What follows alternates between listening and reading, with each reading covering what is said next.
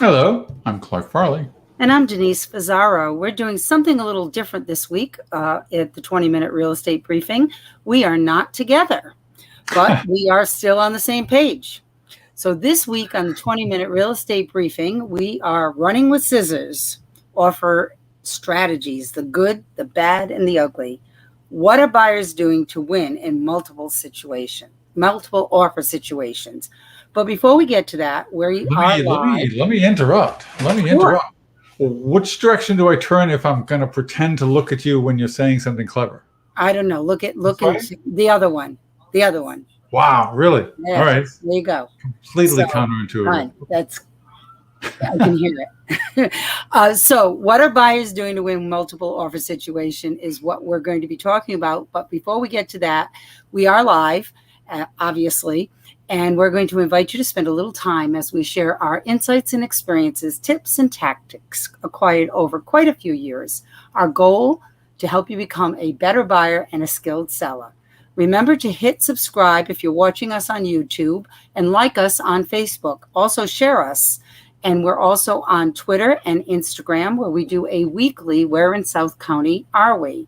So come and join in the fun and check us out on Instagram too, where we try to have you guess local landmarks. Again, please share and tell your friends about our show. If you have any suggestions for topics, send them in. You can put them in the comment box here, or you can comment on any of the platforms I've mentioned. Clark? Yeah, correct. All of that is correct. And I was just looking at my favorite section that I've been saying or trying to say, and I almost got to where I could say it without looking, except conditions are changing. I said something about the constraints of social distancing and modern technology, which is still true as to the why we're doing what we're doing the way we're doing it, this online live presentation, except the constraints are starting to loosen up so that we're not, the mask thing and the distancing thing is actually changing. We will surely keep doing what we're doing because I'm so comfortable with being live on the TV here. So it's all about buyers and sellers in real estate. We talk, some weeks we talk exclusively about the challenges buyers face. Other weeks it's the sellers. And some weeks both. How'd that go? Hey, look. That was pretty good. Okay. I didn't see you, so that's okay. Oh, man. Okay. So this week, before we get started, Denise has mentioned where we are. We would like anybody who would care to let us know where you're viewing from. We're, of course, talk about South County, which is basically the southern half of Rhode Island, market area into southeastern Connecticut. But if you're from someplace cool like, say, Idaho, we would really, really like to see somebody say yes, that they're from. All right, so put it in the comment box. So back to our subject. Let's set the stage. The house comes on the market. The listing agent decides to maximize the interest in the listing by holding an open house on the weekend. All of a sudden, it looks like a block party is happening at the house. It looks like somebody's had free food or an open bar. Even with the restrictions we've had on crowd gathering, there's people everywhere. So you tour the house. There's nothing really that seems very wrong with it. In fact, you like it. And you've lost out on bidding wars already. So now what do you do to get your listing agent and get the highest and best in? Because now your listing agent has told you they want your highest and best by the end of the business day. You want the house. You're already pre-qualified. There's nothing about the house that looks like a problem to you. How can you compete with the other buyers? Yeah, and that happens eventually for buyers. Those of us who are working with buyers, I have my own direct experience with a buyer I've been working with, and we've been through houses that have had the crowds and the whole cranked up urgency thing. Luckily, they're very good buyers in terms of they know what they want to spend. They have the focus, which is very, very helpful for a couple of reasons. And we came across a house this weekend past that was a nice house. I mean, there was nothing falling off or coming up through the floors, or how sometimes houses have that. So it qualifies for, or what do you do? What can you do to make your offer more attractive to a seller than the next guy? Well, don't you think that everybody's expressing the easiest thing to do is make your offer as simple as possible? I think that's really, without too many contingencies that you can live with getting rid of. Oh And man. that's where we Okay. get into the ugly part. Right? Yeah, that was good. I was saving that for last if we can address it first because it reflects Well, on I it. think that if you go online and ask, how can I make my offer stand out? Everything's saying, make it simple, make it simple. And they're all talking about doing the things that actually are pretty scary to most of us. That kind of simple is, which is a good point. They're talking, or so I know the articles you're referring to are talking about simple when the quality of simple is to the benefit exclusively to the seller, as opposed to simple when the quality is to the benefit of the buyer. A simplest offer, and I think I mentioned it somewhere in what I'm looking at, is sure, I'll give you cash and no contingencies, and we won't even do a title search. That's a perfect offer for a seller. Yeah. Can you do it without a title search anymore? I don't think you can in Rhode Island. If you're not getting a mortgage, there's no reason not to. No, I don't think you can. I think the lawyer still has to do a title search by law. Well, I'm giving away my practice bias, which would be, and we're all kind of like that, where you get a warranty deed, but I do a business in the foreclosure space, and there you get a quick claim. And we're not to get into the discussion of deeds and all, but there are better, I don't want to say better quality, but all deeds are not created equal. Yeah. And sometime we'll have a class on deeds, a talk on deeds.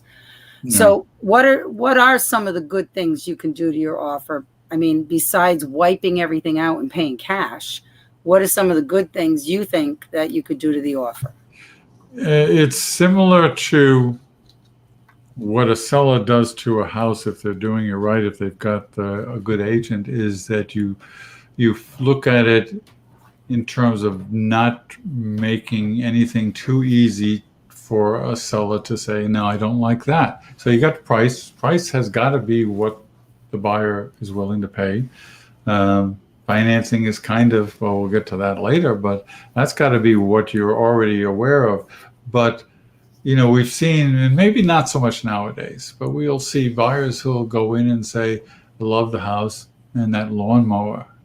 Mm-hmm. And you think, oh, okay. Or they'll come in and they'll see something like a deck is peeling. And I've seen buyers talk about, we'll make our offer and we'll want them to do something about this. Right. So that's where I think simple is not only achievable, but can be in the interest of the buyer first, which is where we're talking. Right. I think the things that you see when you look at a house, in this current market, you kind of have to assume that that's going to be on you and not go after. Well, you should. Right, exactly. Because they put the house on the market the way it is. They've filled out their disclosures.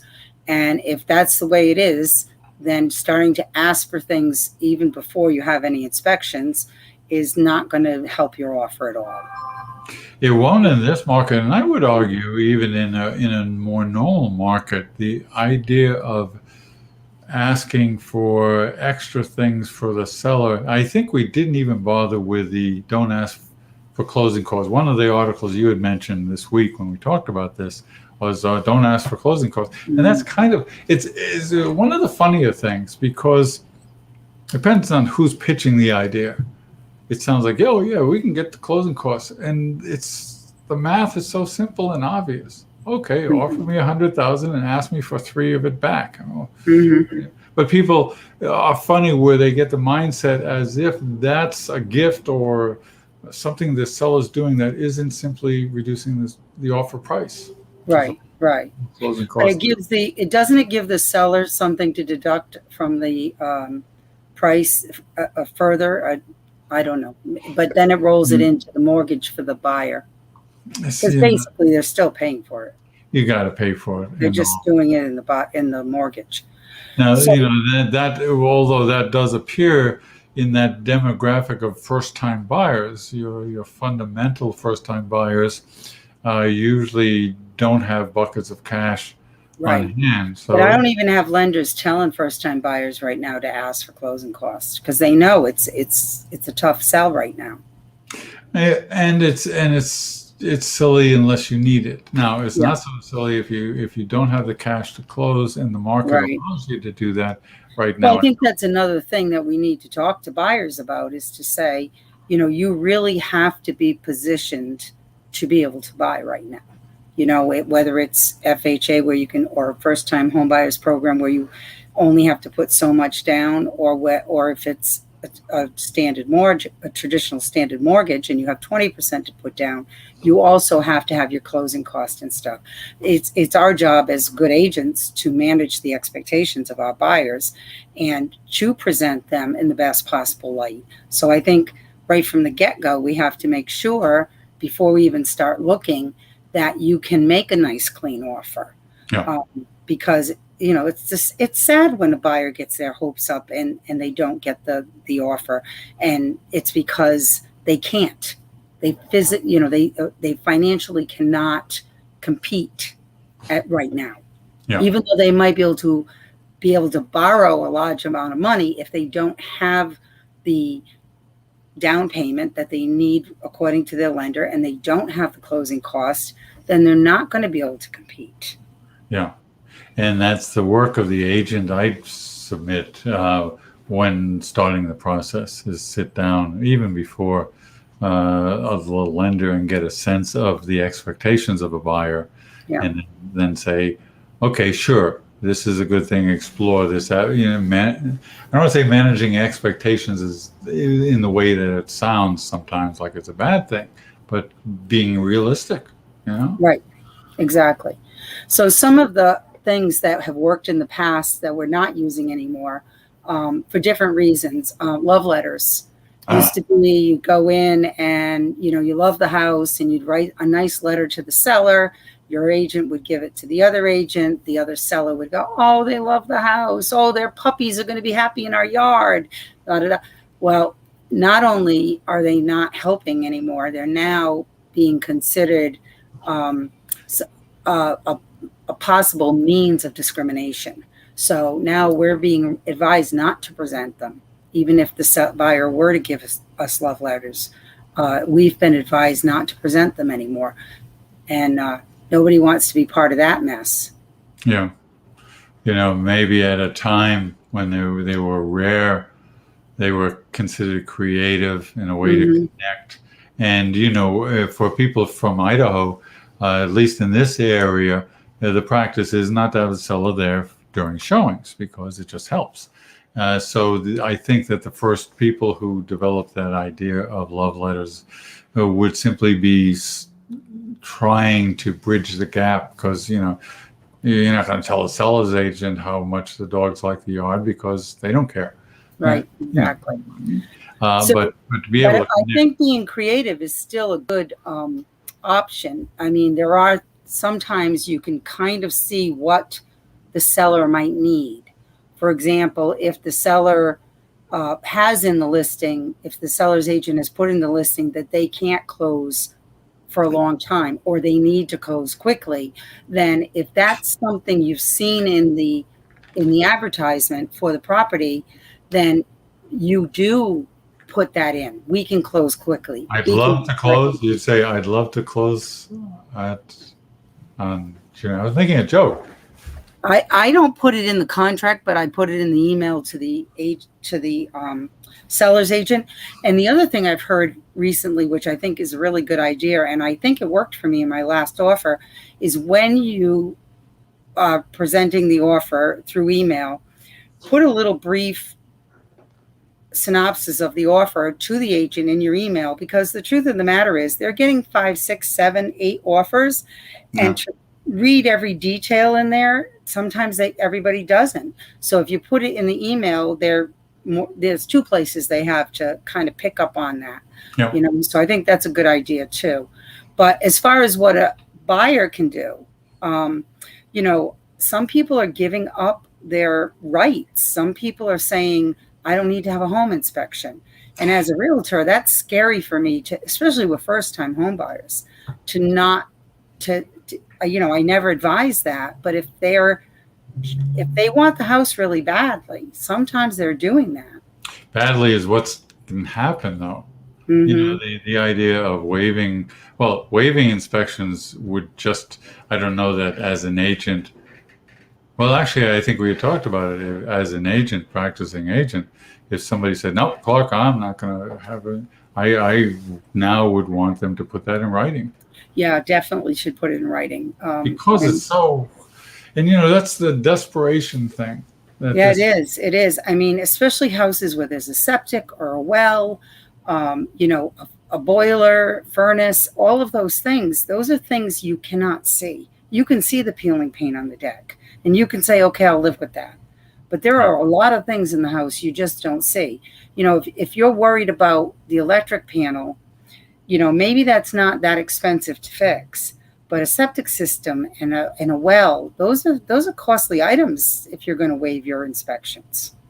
Yeah, no, and you know, I would think that the person who is thinking that that's a reasonable thing is just, they really aren't as grounded as they should be to make such a purchase, because throwing away, you know, it's not like you're saying to them, I'll give you less money. It's saying I'll give up something that is a normal part of the practice. Just like, and you'll touch on the other one that I don't even want to talk about, the waiving of appraisals or making up the difference between appraisals and contract prices. Right. Yeah. That's wow, we're running out of time already. Yeah, the appraisal thing is also scary, because there are people that are saying, I've got a little bit of money on the side, so I will make up the appraisal if it doesn't come in. You know, a cash buyer doesn't worry about that too much, but somewhere along the line, you may have to worry about it when time comes that you want to sell it.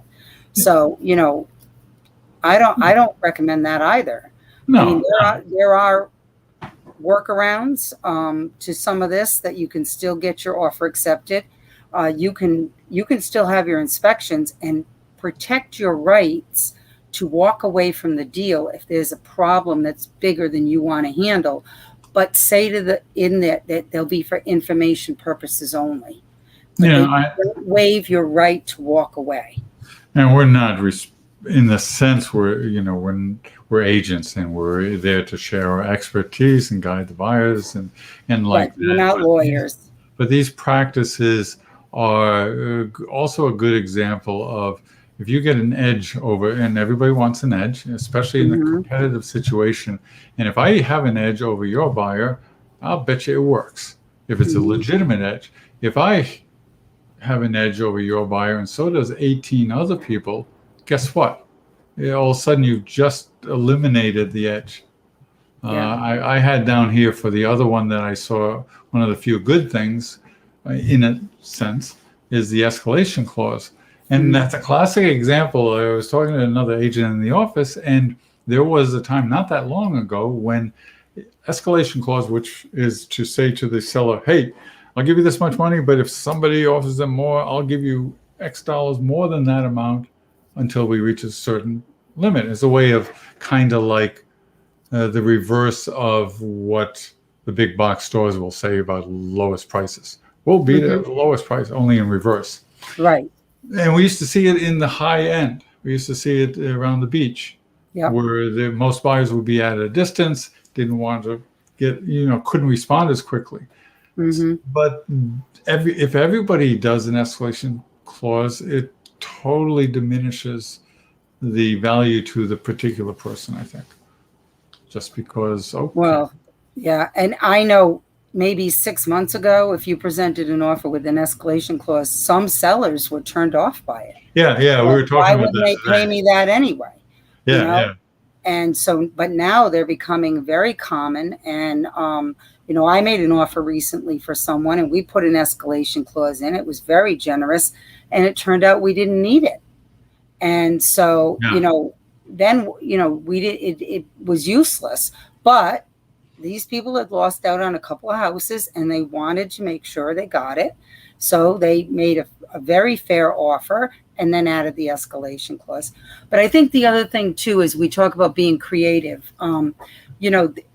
There are things you can look for to see if you've got a house that could potentially be a vacation home and this is a family selling in the house. Maybe you offer them, they can stay for 1 week every summer for 5 years.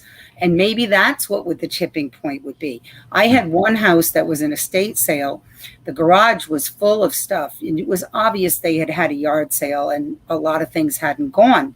My buyers were going to get a dumpster anyway because they were going to pull up the carpet because there were beautiful hardwoods underneath the carpet.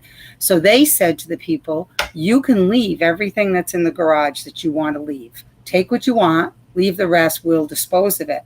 And we were told that was one of the things that pushed those buyers towards us because they had already had a dumpster there and they had already paid a lot of money for disposal. So they were thrilled not to have to go through that anymore.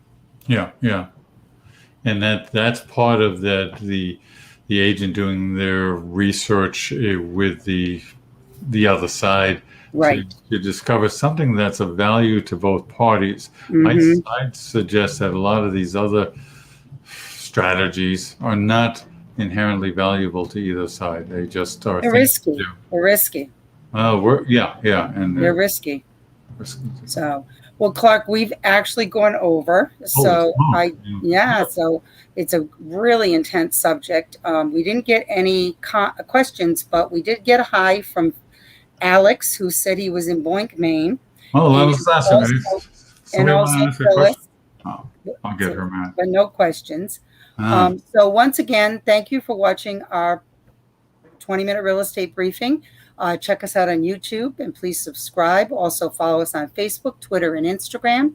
We will be here. I may not be here next week, but Clark will be here with a surprise guest and check out where we are in South County. Yeah, the guest may be surprised. But we'll Emma said hi. Oh, hello. Now I'll see if I can do this right. Okay, I guess nobody else sees what I see. So anyway, thanks for joining us this week. Okay, we will see you next see week. you again next week at 5:30 on Wednesday. So Bye-bye. long.